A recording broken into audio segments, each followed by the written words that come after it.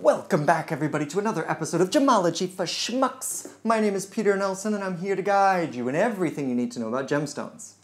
Today, what we're going to be talking about is the incredibly rare Alexandrite, which we have a piece of right here. Now, what is Alexandrite? Alexandrite is just chrysoberyl, but it's not just chrysoberyl, it's the color change variety of chrysoberyl. Alexandrite is named after one of the last Tsars of Russia. Not the last, I think, but one of the last. And it was, I believe, discovered on his birthday. I don't know, it sounds a little mythological to me, but take it as you will. So Alexandrite was found in the Ural Mountains of Russia, and the Russian material is still considered the best Alexandrite in the world because the color change is so distinct. Alexandrite has the tagline of emerald by day and ruby by night. Why is that? Because color change is brought on by changes in lighting conditions.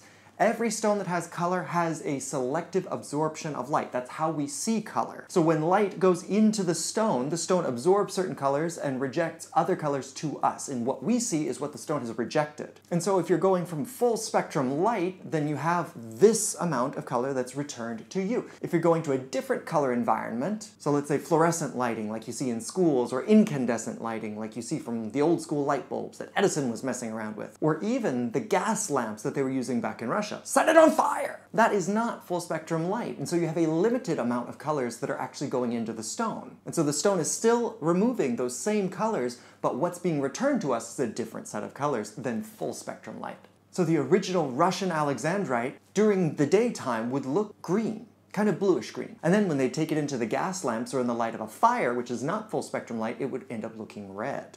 Now there are different color changes that you will find worldwide for Alexandrite, but it's still Alexandrite if it's chrysoberyl and it has color change effect. Even more rare than that is Alexandrite that has the cat's eye effect. Chrysoberyl occasionally has pieces that have the cat's eye effect, which we covered in this episode right here. And some pieces of Alexandrite have both the color change effect and the cat's eye.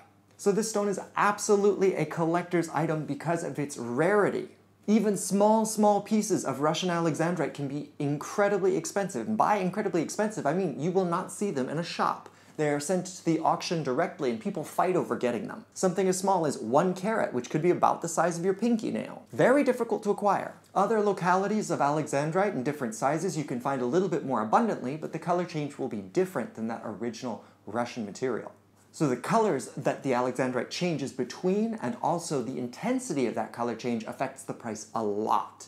But natural Alexandrite is not going to be affordable in almost any size, except maybe melee size, but at that point you're just talking tiny.